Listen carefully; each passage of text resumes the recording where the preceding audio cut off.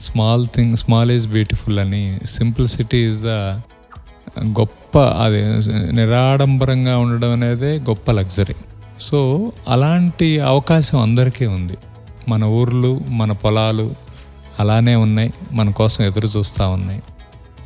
మనందరం బ్యాక్ వెళ్తే అక్కడ ఒక నిజమైన గ్రామ స్వరాజ్యాన్ని, మనందరికీ కావలసినంత పనిని, మనందరికీ కావలసినంత శారీరక శ్రమని, మనందరికీ కావలసినంత ఆరోగ్యాన్ని, మనందరికీ కావలసినటువంటి ఆహారాన్ని, మనందరికి కావలసిన అనుభూతుల్ని పంచడానికి పల్లె సిద్ధంగా ఉంది.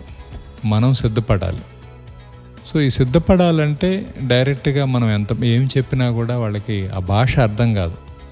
ఇవాళ సీయింగ్ ఈజ్ బిలీవింగ్ అయిపోయింది. ఒకప్పుడు మన పెద్దవాళ్ళు ఏదైనా చెబితే మనం వాళ్ళ అనుభవంతో చెప్పారు కాబట్టి వినేవాళ్ళం, అందుకని మన చేతులు గాలే కాదు.